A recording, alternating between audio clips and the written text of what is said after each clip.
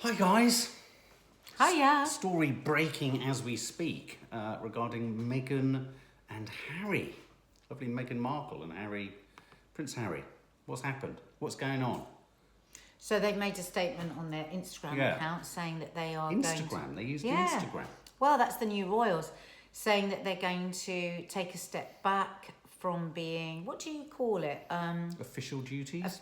No, I think, well, basically they're going to step back. Senior members. As senior members, that's it, of the royal family, and work to become financially independent while continuing to fully support Her Majesty the Queen. They're going to split their time between here and North America. Is that Canada or America? Must be Canada. Must be Canada. Canada. So this is noticeable. I mean, they said after much discussion and reflection over the past few months, I mean, the writing has been on the wall, hasn't it? I mean, there was the documentary that I think was really widely seen as a bit of a mistake. The documentary, ITV documentary, Harry and Meghan, An African Journey, when they talked about how difficult life had been. Yes. And also they were getting a lot of stick for their carbon footprint and all that, and sort of being costly. Yeah, they've had a lot going on. They've been unnecessarily maligned myself. And a lot of fuss about whether they were releasing photos of the baby soon enough and all that kind of stuff. I just think they've really struggled with it, haven't they? And a lot of people said that they shouldn't have spoken in the way that they spoke on this documentary, and that the vibe, if you like, of the royal family has always been never complain, never explain. And as soon as you do open up emotionally, because the majority of royalists are still sort of Daily Express, much older people, and they don't want to know about emotion. So when so a lot of the criticism was you're in Africa visiting people who are enduring terrible suffering. And you're talking about your emotional upset. So it had a really bad backlash. It was. So then what you're saying is sort of one of the most extreme cases of first world problems in a third Well, that's world what people country. were saying. But I mean, you know, she had said in that interview, Meghan, that when she met Harry, or H as she calls him, her friends had warned her and said, you know, don't do it because the British tabloids will ruin you. Now, what I don't understand is why read them. I don't understand why Harry and Meghan, because obviously they've got now it's really, really easy to say, just don't read the bad stuff. It's really easy to say it, but very difficult to do it. You know, if you know there's horrible things being written about you, then you're going to look. But my God, I would have counselled them not to look at this stuff, because everybody, when they first become in the public eye, gets a bit of stick. It's part of the job. People look at you, you know, in real detail. Everything gets pulled to pieces. Can I just say, happened with Princess Kate, not Princess. What's her name? Catherine. It happened with her, and then they fade away, and then. But can I just say, not necessarily in their defence, because I don't think you're having a go, but I think the idea that you can just pick and choose whether you look at the red tops if you're in them. I mean, the smallest example I can think of was when you were in Celebrity Big Brother. We made an active choice not to look at the headlines as all the stuff with Perez and all that sort of stuff was going on.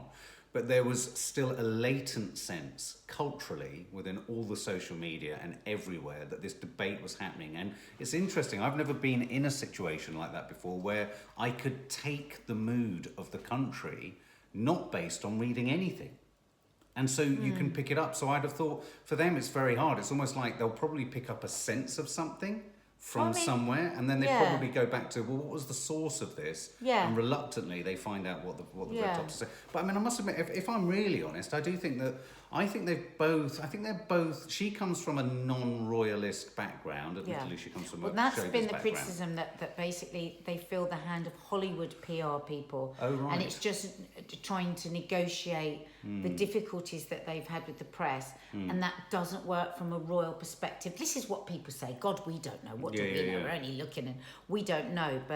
But you know, if I were her mum and I was his mum, I'd say, don't look at any, but don't read any of it. It will die down. But I think the fact that they've reacted and they've responded because it's hurt them, because he's very afraid, like you said, when you've had what happened to me with my mum, I'm frightened. I don't want this.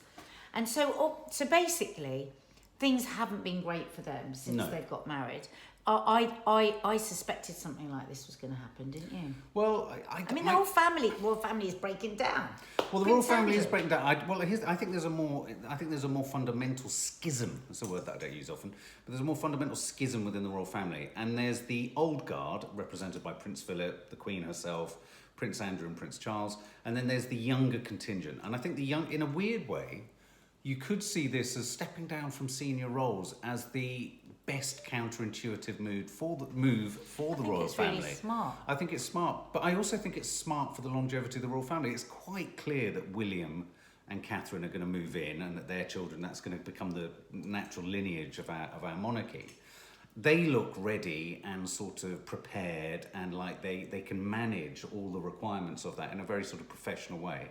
These guys are acknowledging quite early on, why not name it? Why not put it out there? Why not say, look, okay, we're going to sort of earmark ourselves separate to the core royal family, and then they can sort of live a relatively normal lifestyle. I mean, I sense that they're going to be financially independent as well. Yeah, they're going to be financially independent. Right. Well, I mean, one of the other things that she said in the documentary was it's a very real thing to be going through behind the scenes, all the pressure from the press. But the biggest thing that I know is that I never thought it'd be easy, but I thought it'd be fair, and that's the part that's really hard to reconcile.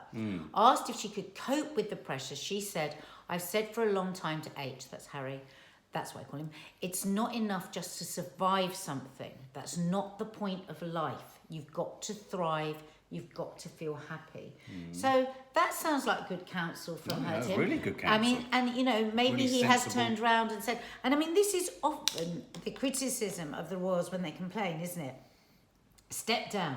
Stand away from the privilege, stand away from the wealth, stand away from everything. Your privileges. Have your own life, and therefore you won't complain, and then you won't have to complain. So I think that they've done that, and really I applaud them for it. And it's obviously she's given him really good advice there. You don't have to just survive it. I think it's a really, really, and I'm not saying that I don't think they've made the decision based on whether it's a clever or not clever move. Because of course he's mounted his huge his litigation against the newspapers, hasn't he, for the phone hacking. And she's suing the Mail. And she's suing the Mail as well. So that in itself is a whole hornet's nest. I think they were ill-advised to actually step forward in the way that they have. I think they'll be handed even more, to be honest. Yeah, I do too. I don't think the press are going to go away. I was just about to say, on the one hand, it's a really clever move because it shuts up all the naysayers saying, because I mean, I thought all of the stuff about carbon shaming and all this kind of stuff, I get a bit tired of it. I get a bit tired of it. It's the wrong argument. And these guys aren't bad people. I personally, I don't have a strong personal opinion on this stuff. I think Meghan and Harry have had a tough deal from the get-go from the British press. I don't think they've been given a fair crack of the whip, if I'm honest. My heart goes out to her a bit.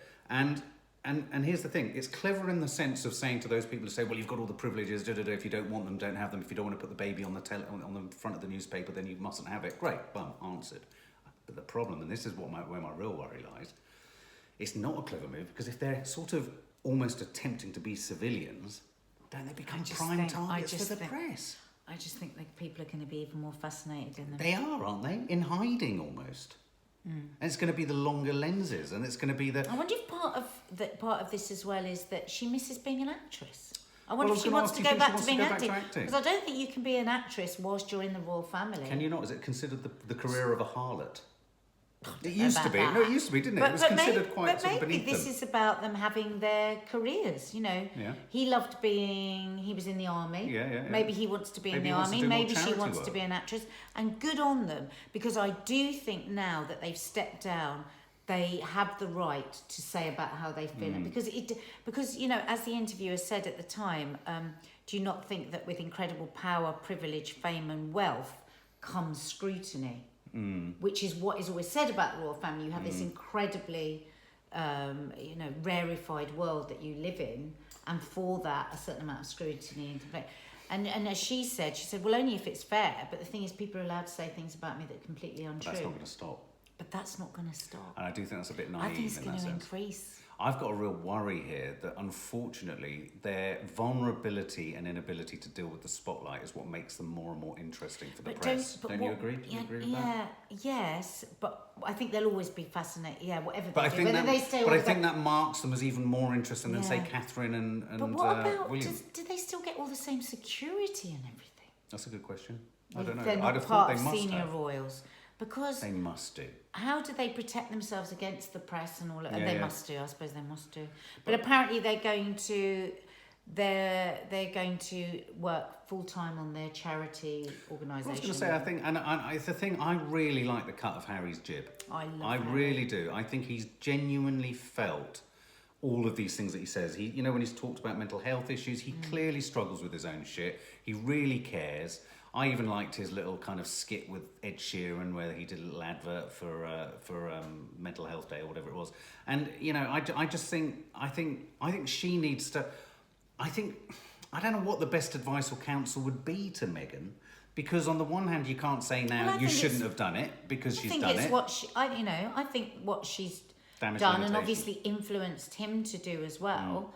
It sounds like the right thing for them as a family. I mean, one of the other things he said in the documentary was about his mother's death. He said, and now I have family to protect. So everything that Diana went through and what happened to her is incredibly raw every single day. And that's not me being paranoid. That's just me not wanting a repeat of the past. But the British press, though. I mean, the British press won't rest until they've got the shot. Come on, it's not just the British press. I don't think it's the press. It's the paps. It's all of that. Yeah, I mean, the paps will be. This will be fascinating for the paps now, won't it? I mean, no, absolutely. I mean, I think you're right. I think in a weird way, on the one hand, it's a clever move. In a complicated chess game. I think it's the right move. I think it's the right move for them and for them as a family, but I don't think it will necessarily give them the answers, though. Mean that they're going to get peace. I agree. Wholeheartedly. What do you think, guys? Do you think Meghan's had a tough deal? I think Meghan's had a tough deal. But then again, maybe if they win their cases against the papers, that might shut them up. Maybe the papers will stay away from them. Maybe. Or, I don't know, maybe they'll try and get their money back. Vengeance.